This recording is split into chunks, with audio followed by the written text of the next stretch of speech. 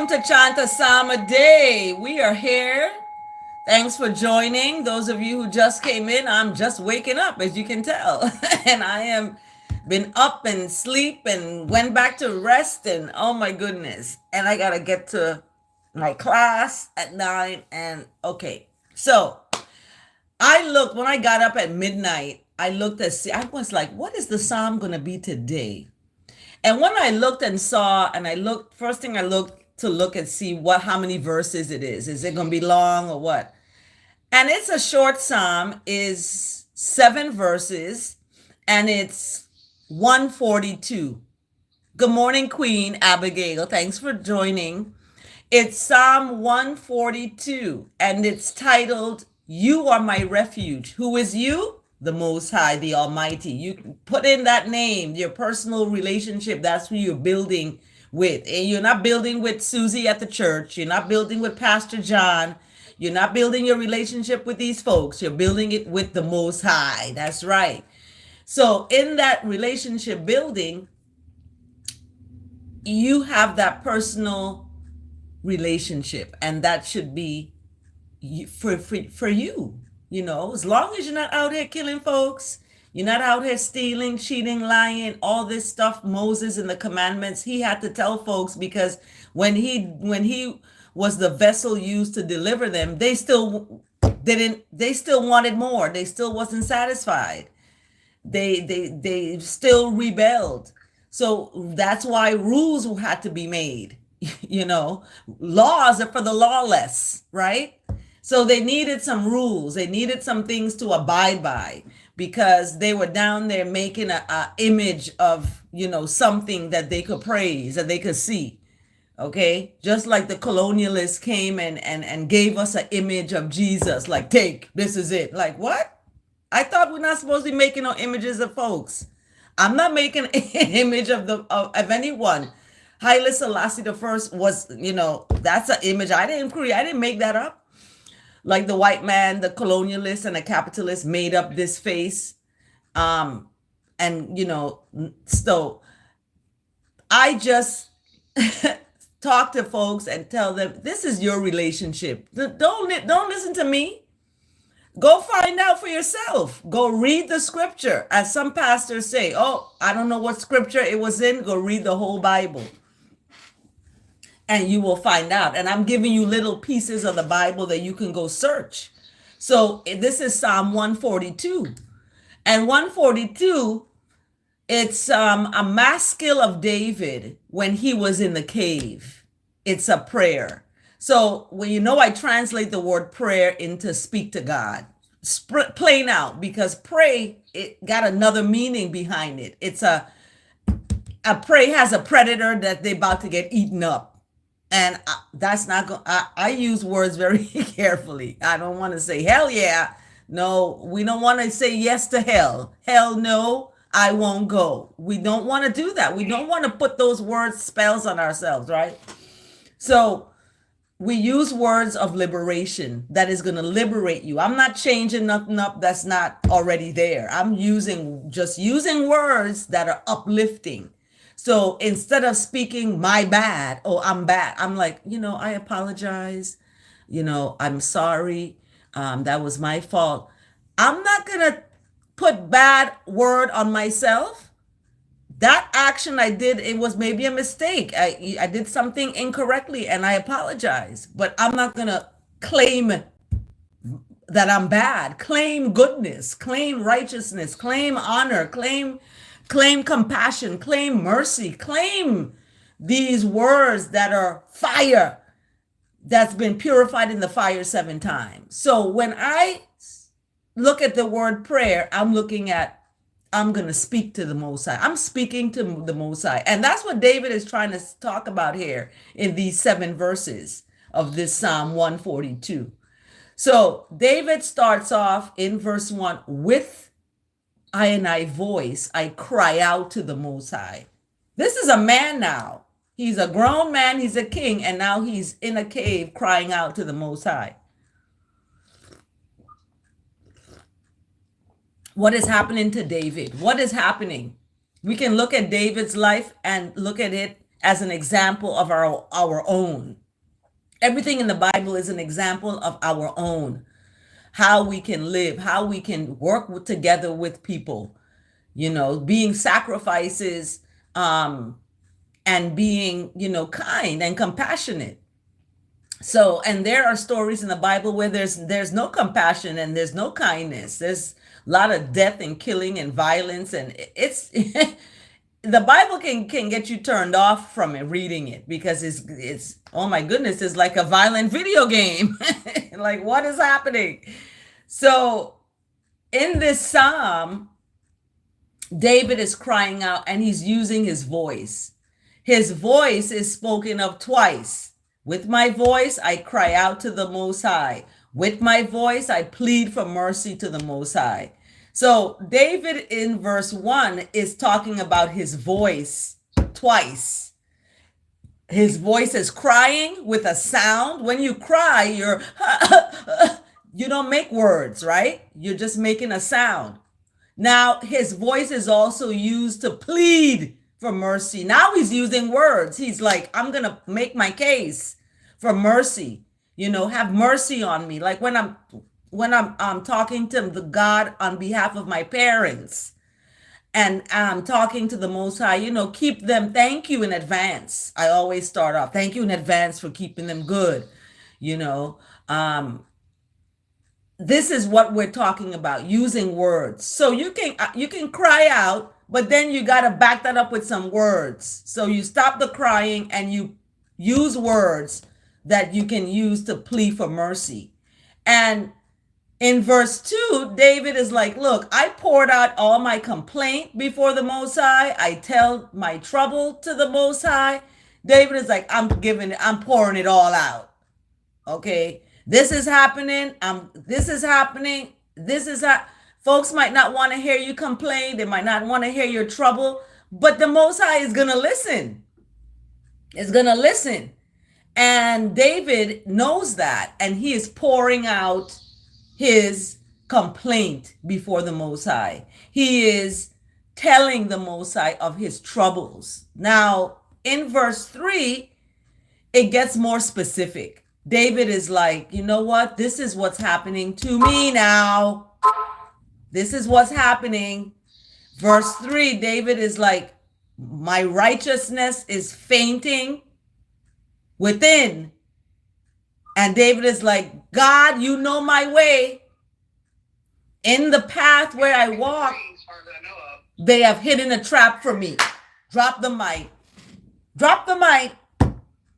So this goes into the speech about when you dig a hole for someone, you better dig two. Because David is talking about his righteousness is fainting within him. He's about to go. He about to go gangster now. He's like, I'm done. I'm crying out. I am using words. I'm complaining. I'm telling my trouble. My righteousness is even fading away. It's fading away. I'm about to go rogue. I'm about to go bust up somebody. David is like, look, you know my way, Most High. Nobody else knows me like you. Okay? And in the path where I walk, they have hidden a trap for me. David is like, I know the trap is there. They've hidden the trap. People do this. This happened to me. Someone wanted to sabotage something I was doing for students. And, they have this idea that they can trap me up. They can make me look bad. They can do these things to make you look bad. But guess what? In verse 4, David says, look to the right and see. David's like, look to the right and see. There is none who takes notice of I and I. So David is like, ain't nobody out here looking out for us.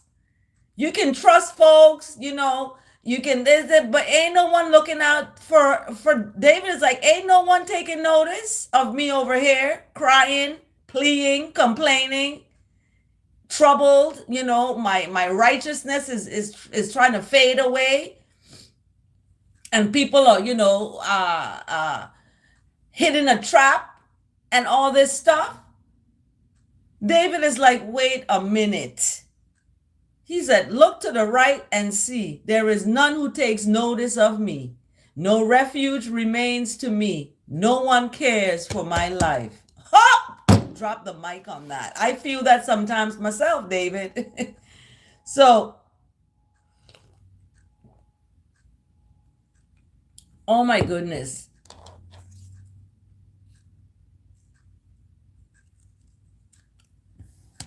So, we have to look at it for what it is.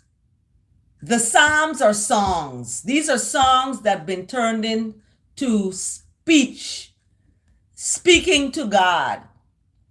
As you can tell, how David is like, I'm going to cry out to the Most High. I'm doing this, I'm doing that. No one cares for my life, And sometimes we may feel that way. We may feel that no one cares for us, that we're out here alone, no one cares for us, etc., etc. But we have to realize that humans are humans. We're not perfect. We make mistakes. There's a speech that says it's human to err, to have error. You're gonna have error as a human, right? That's why we're creating AI to try to to get perfection of data, and mining the data and using AI to sort it all out, instead of the human person going through the data and doing that. So anyway, we look at the idea that David is talking about, that no one cares for his life, and there's no safety for him that's remaining. Okay? And when we feel abandoned, that is the enemy.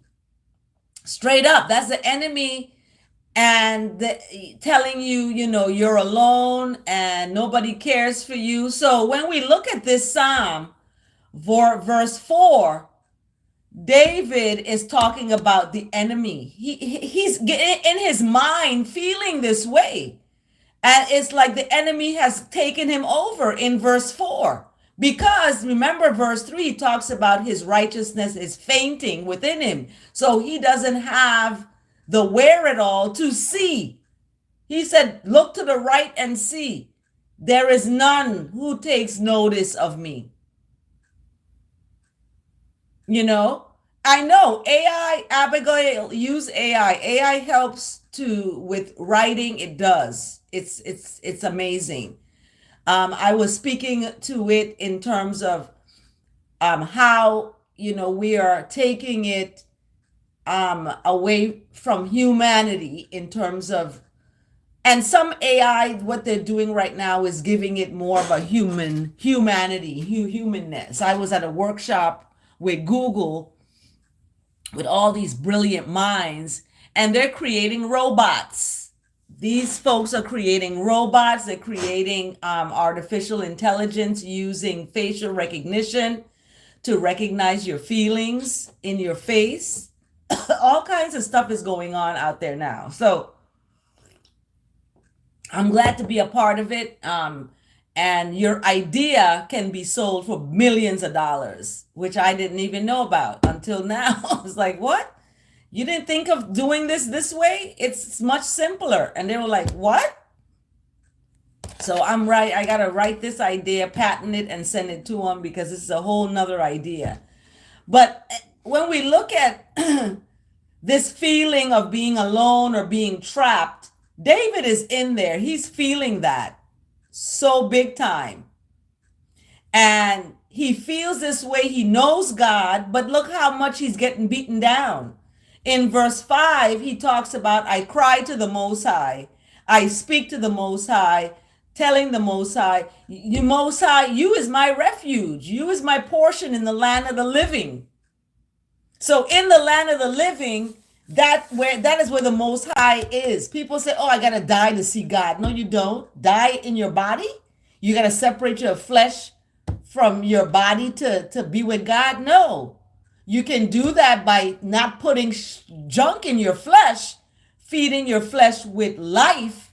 That's how you get together with the Most High, and that's how you're gonna see the Most High. Why do you think the devil created all this kind of foolishness? He don't want you to see the Most High, so he's gonna use your flesh that's weak to get you. So when you look at this psalm, it's very important, and it's in quotes. David is speaking to the Most High, telling the Most High that the Most High is his safety and his portion in the land of the living. So he's going to do living things. He's going to put living foods in his body. He's going to live and have that mentality of life, love, and learning in his mind.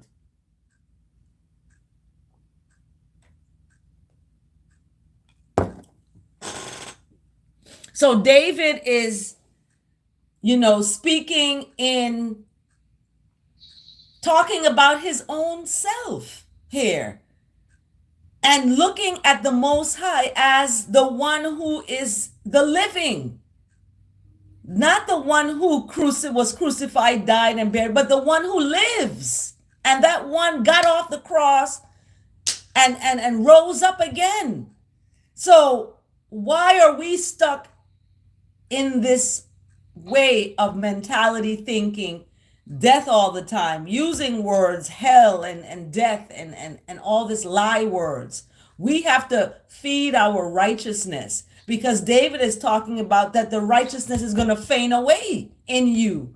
You're going to have all this trouble, complaining, all this stuff is going on, and your righteousness is going to faint, where you're going to want to go do wrongness. You're going to want to go sell your soul to survive. And people have done that. I don't use the word spirit. I use the word righteousness. I am right. I am righteous. That's what spirit is. It's that righteousness inside of you, deep in there, that's telling you, go on that side of the road, or that, or don't buy that product. Your righteousness is telling you and leading you. Okay. So when we look at Psalm 142, I'm stuck on this part about the land of the living, because that is where the Most High is, in the land of the living. That's why the Most High is earth's rightful ruler. That's why we shouldn't litter the earth. That's why we should take care of the earth. Okay. In verse 6, David now is changing his words. He is talking in verse 1 about crying out to the Most High. Now he's not talking about with his voice. In verse 5, he's like, I cry to you, O Most High. And then he talks about the land of the living. In verse 6, he's like, attend to my cry. So first he's talking about, he's crying out, he's crying out to the Most High. Folks are out there setting traps for him. He's just had it. He wants to go kick some butt. And, he knows it's a trap. He doesn't see anybody that cares about him to tell him to do the right thing. He's looking for the Most High. He's talking about the Most High is his portion in the land of the living. In verse 6, he's like, attend to my I cry, for I am brought very low. ! David is brought very low. Deliver I from I persecutors. He's being persecuted. For these persecutors are too strong for I. Remember, this is David who fought Goliath now. He's talking about these folks are too strong for him. And then verse 7, he's like, bring I out of prison. And it could be physical prison, or it could be a mental prison where he is feeling trapped. He's, complaining. He's troubled. That could be a mental prison. He's like, bring me out of my prison, that I may give thanks to your name! ! The righteous will surround I, for the Most High will deal bountifully with I and I, not just with me, with all of I and I. So when I talk and chant the psalm, this is going out to everyone, all of I and I who seek the face of the Most High, who seek the righteousness of the Most High.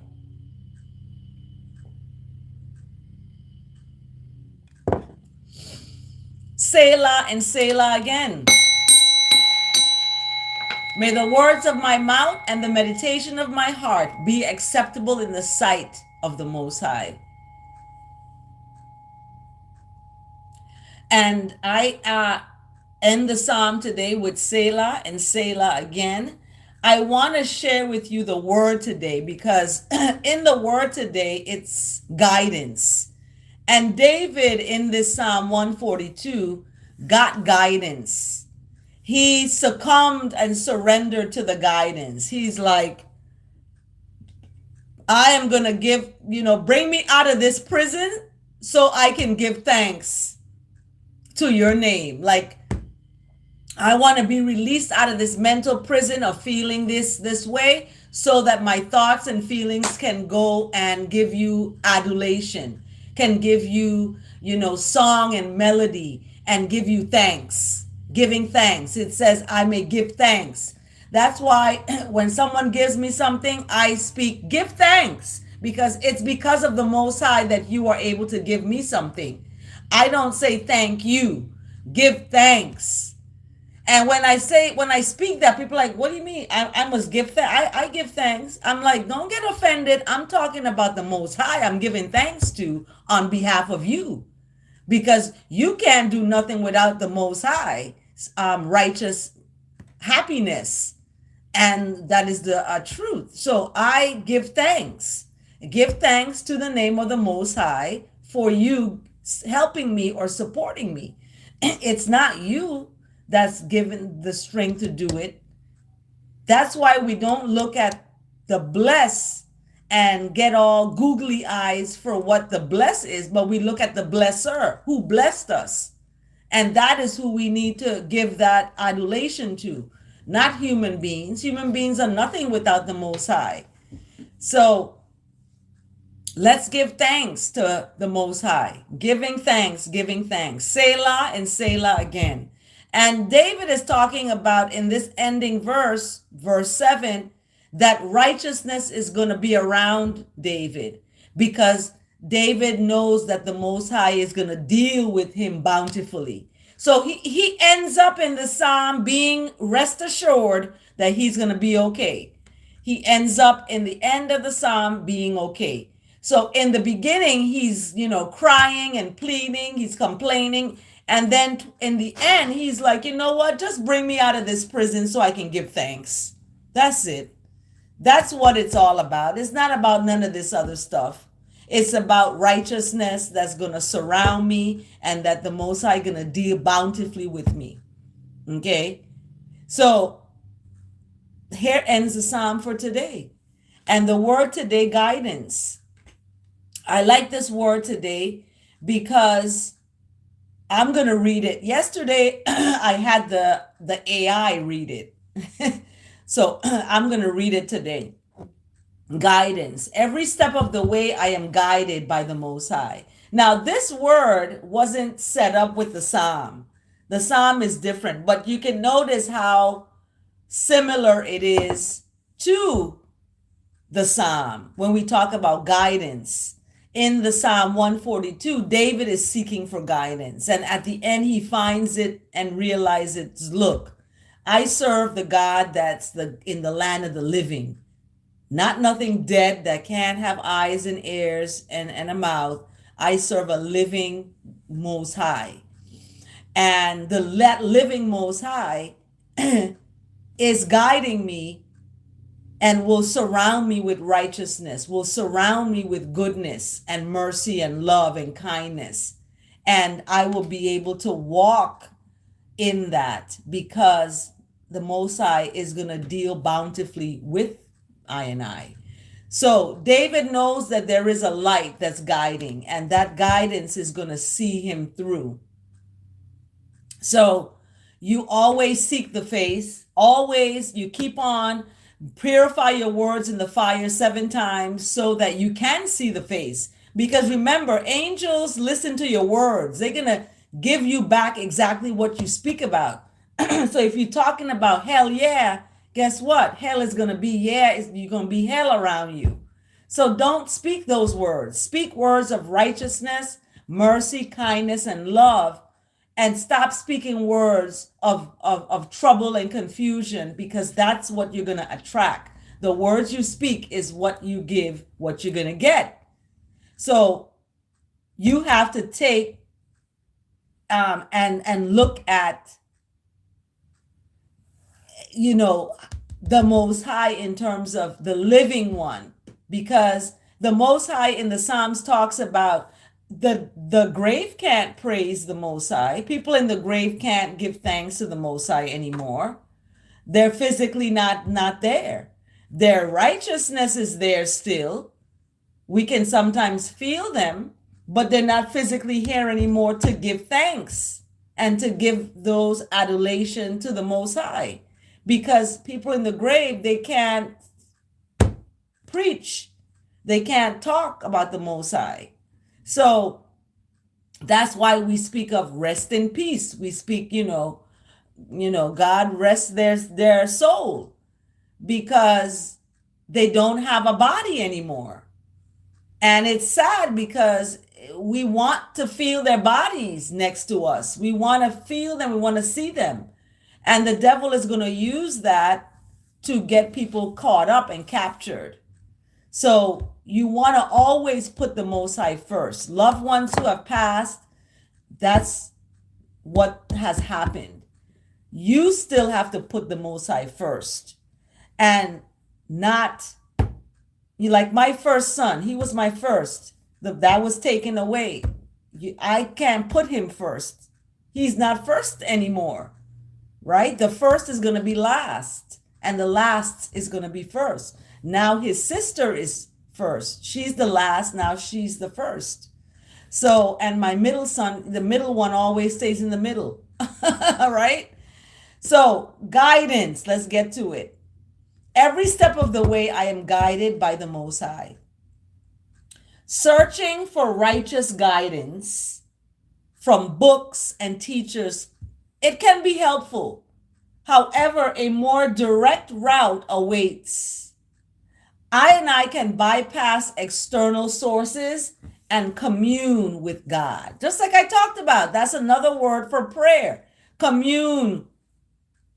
Speak to God. Commune with the Most High. In your bed at night, lay up and talk to God. I do that. People are like, who are you talking to? I'm like, I'm talking to God. They're like, you talking to yourself? Like, no, I'm talking to the Most High.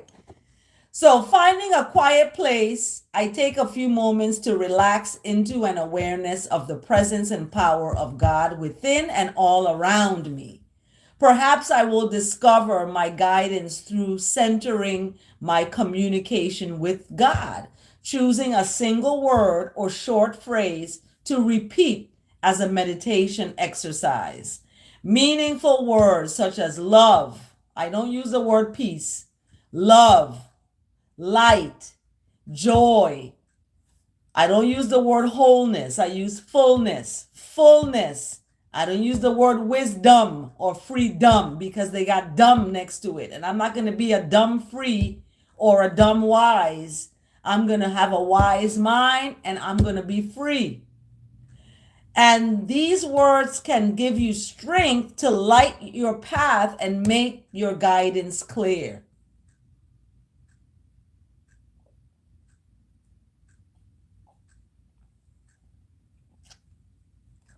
Oh, my roots tea was, oh my goodness, so good. So whenever I need help or strength discerning my next steps, my indwelling divine guidance makes clear my path. So every time I need discerning about a situation or my next steps, should I stay? Should I go? Should I stay? Should I go? I look within myself, not outside of me. I look within myself. That indwelling divine guidance makes clear what I need to do, right? And at this point now, I need to get ready to go to class. So that is our word today, guidance, and it's supported by Isaiah 58, verse 11, that talks about the Lord will guide you all the time and satisfy your needs in parched places. Just like I had my tea that was parched and it gave me satisfaction, and make my bones strong. So Isaiah 58 is talking about the Most High's guiding you all the time, satisfying your needs, and making your inside strong. Okay. I drink this matcha powder. Is from the matcha tree, and it has calcium in it. And as I get older, your bones, soften up. This helps my bones and gives that strength. So the Most High guided me to do that, guided me all the time to heal my body. Okay, I broke my arm. I got healed by listening to the Most High. I didn't go to a doctor or a surgeon. I listened to the Most High. So it's that same ideology of surrendering, releasing your own understanding. I don't use the word understanding, but your own standing in righteousness and stand in the Most High's righteousness. Okay. So Isaiah 58, verse 11, the Most High will keep on keeping on, keep on satisfying I and I needs in parched places and making I and I bones strong. Isaiah 58, verse 11. Beautiful. So that has been the word of the day guidance. I ask that the words of my mouth and the meditation of my heart is acceptable in the sight of the Most High. Selah and Selah again. So the verse of the day, I always try to look at the verse of the day. And the verse of the day,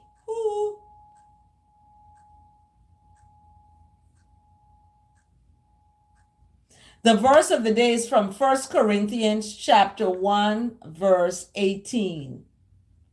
For the message of the cross is foolishness to those who are perishing, but to I and I who are being saved, it is the power of God. Ooh, check that out. So the message of the cross, that message of the crucifixion, dying, buried, and raising up again, okay, is foolishness to folks. They're like, what does that have to do? It's to them, it's foolishness. But to I and I are being saved through the power of the Most High, the power of the Trinity. And that power of the Trinity is how I and I are being saved. And that power comes from that cross. That's why people wear a cross on their neck. They got Jesus on the cross on their neck, but he came off the cross. So wearing a cross with Jesus on it signifies something to that person. And I don't discriminate. Wearing a cross without Jesus on it signifies something too. So where are you going to be? Are you serving the living one or the one who is on the cross suffering? Are you holding on to that, or are you holding on to the future of, life, living, not death? The death was conquered. He conquered death and hell. So we don't use those words because he conquered death and hell. So we need to stop using words like hell yeah. Hell, really? I'm not yaying to hell. Hell is a terrible place. So I don't want to go there. I don't want to be around that kind of stuff. So that is not what we use. We don't speak those kind of words out there on ourselves. Use the word heaven. Heaven, yes. Instead of hell, yes. Heaven, yes. That is where we want to be. Not in hell. We're already in hell on this earth, suffering from this colonialist and capitalistic white supremacy ideology that we're in. So we want to come out of all that. So I love First Corinthians chapter 1, verse 18. That goes together with guidance, our word today, and our Psalm 142. And now I don't want to forget Max Lucado. Today is the 17th. It's the beauty of prayer. Ha! The beauty of communing with the Most High. So this is coming from Psalm 9, verse 10. Those who know the Lord trust him because he will not leave those who come to him. So when I look at the pronouns, I take it out. Okay, I take out the pronouns. Those who know the Most High, trust in the Most High. You know the Most High don't like violence. Trust in the Most High that you're going to throw away that violent video game.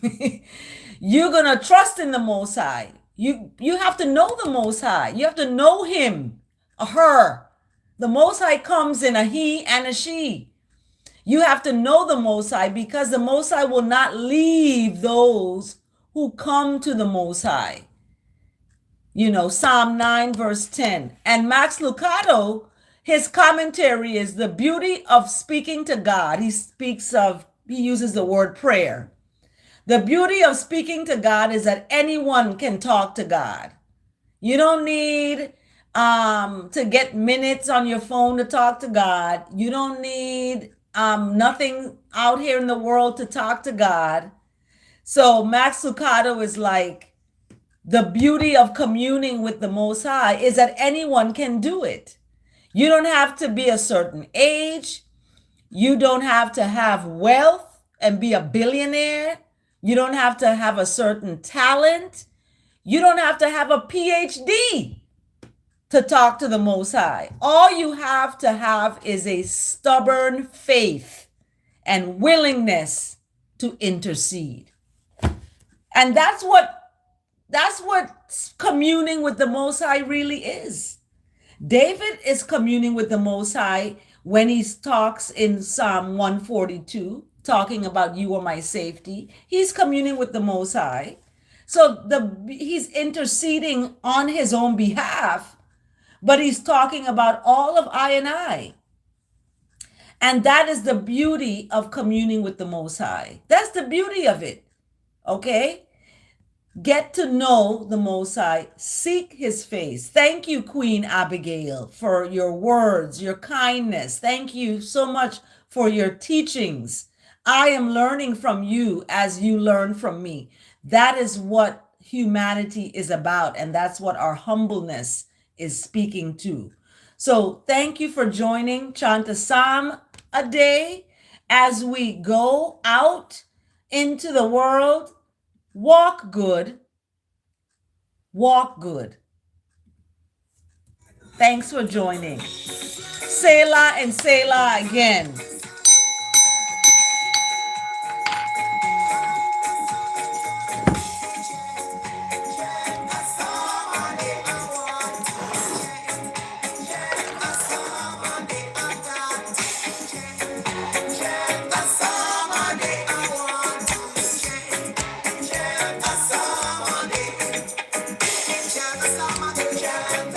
Chant a Psalm a day.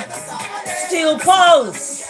They're going to be in Houston on May 1st at the House of Blues in Houston on May 1st. Check them out.